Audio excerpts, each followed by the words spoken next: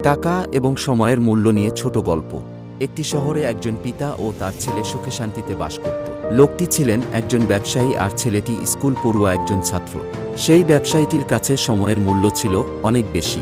এদিকে তার ছেলে বুঝত না যে সময় কতটা মূল্যবান। ছেলেটি সর্বদা ফালতু কাজে সে তার সব সময় নষ্ট করত। এসব দেখে ছেলেটির পিতা চিন্তায় পড়ে গেলেন। তাই তিনি ভাবলেন সময়ের মূল্য কতটা সেটা তার ছেলেকে যে কোনোভাবে বোঝাতেই হবে। তারপর থেকে তিনি যতটা সম্ভব তার ছেলেকে সময়কে ইঙ্গিত করে নানা রকম জিনিস বোঝাতে থাকলেন, কিন্তু কোনো কিছুই তার ছেলে বুঝতে চাইল না। অতএব তিনি সিদ্ধান্ত নিলেন যে ছেলেকে সময়ের মূল্য বোঝাতে হলে একটি বাস্তব উদাহরণ তার চোখের সামনে তুলে ধরতে হবে। তখন সে হয়তো সময়ের গুরুত্ব কতটা সেটা বুঝতে পারবে। তারপর ছেলেটির পিতা এরকম কিছু একটা করার সিদ্ধান্ত নেন। একদিন সেই ব্যবসায়ী ব্যক্তি তার ছেলেকে নিজের সাথে গাড়িতে করে পার্কে নিয়ে গেলেন। তারা দেখলেন যে সেই পার্কটির বাইরে বসে অনেকেই ভিক্ষা করছিল। তখন সেই ব্যক্তি সেখানে গাড়ি থামিয়ে গাড়ি থেকে নামলেন। তারপর সেখান থেকে ৩ জন ভিক্ষুককে ডাকলেন এবং তাদের সবাইকেই এক বান্ডিল করে অনেকগুলো টাকা দিলেন। ছেলে পিতার এই কাণ্ড দেখে মনে মনে ভাবতে থাকে যে আমি চাইলে ১ টাকাও দিতে চায় না, কিন্তু এখন দেখো বাবা ওদের কত টাকা দান করছেন। পিতা ছেলের মুখ দেখেই সবকিছু বুঝতে পারলেন, কিন্তু তার ছেলেকে কোনো কিছুই বললেন না। তারপরে তারা বাবা ছেলে পার্কে ঘুরে ফিরে নিজেদের বাড়িতে চলে যায়। দিনের পর দিন কাটতে থাকে। ছেলেটিও বড় হতে থাকে আর তার সময়ের প্রতি অবহেলা বাড়তেও থাকে। এভাবে দিন যেতে যেতে প্রায় ১ বছর পার হয়ে গেল। ঠিক ১ বছর পর সেই ব্যক্তি আর তার ছেলে মিলে দুজনে আবার সেই একই পার্কে ঘুরতে গেল। সময় যে কত দ্রুত চলে যায় তা অনেকটাই বাবা ছেলে বুঝতে পারল, কারণ ১ বছরে পার্কের অনেক কিছুই বদলে গেছে। সেই সাথে ভিখারিরাও বদলিয়েছে। আগের বছর পার্কের সামনে বসে ৩ জন ভিখারি বসেছিল, কিন্তু এই বছর মাত্র একজন বসে আছে। তারপর তিনি দেখতে পান যে আগের বছর যে ৩ জনকে তিনি টাকা দিয়েছিলেন তাদের মধ্যে একজনই হচ্ছে সেই ভিখারি। অর্থাৎ সেই ভিখারি আজও একই জায়গায় বসে ভিক্ষা করে যাচ্ছে। তারপর ওই ব্যক্তি সেই ভিখারির কাছে গিয়ে বললেন, তুমি কি আমাকে চিনতে পারছো? আগের বছর তো তোমাকে আমি অনেক টাকা দান করেছিলাম, কিন্তু এখনো তুমি এখানে বসে ভিক্ষা করে যাচ্ছ কেন? সেই টাকাগুলো দিয়ে তুমি কি করেছিলে? ভিখারি তখন ওই ব্যক্তির কথায় বলল, সত্যি আপনি অনেকগুলো টাকা দিয়েছিলেন, কিন্তু সেই টাকা দিয়ে আমি কি করব বুঝতে পারিনি। তাই টাকা পেয়ে তারপরের ২ মাস আমি আর ভিক্ষাই করিনি।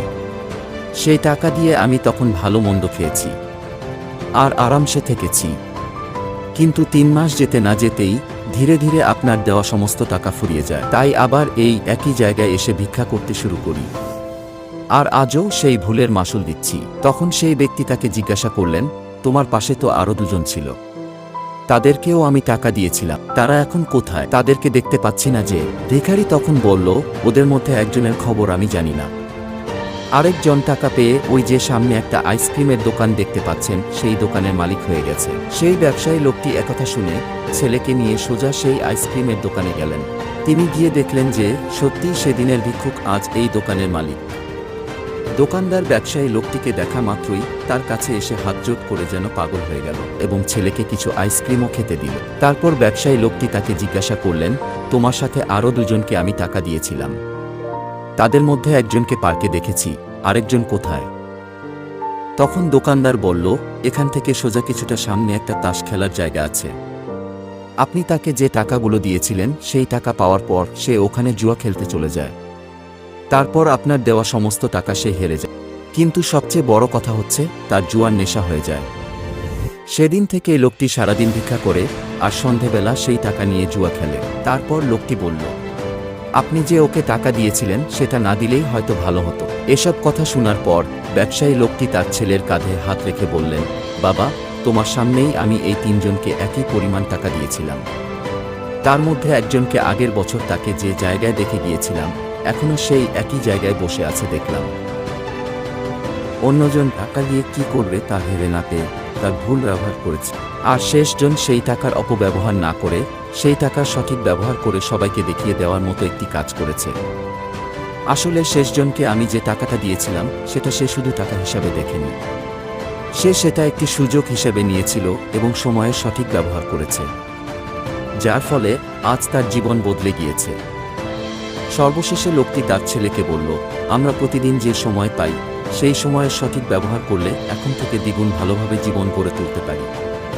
তুমি আমার ছেলে হয়ে এখন কোনো পথে চলতে চাও, সেটা তুমি নিজেই বিচার করে দেখিও। সেদিনের পর থেকে তার ছেলে আর কখনই সময়ের অপব্যবহার করেনি।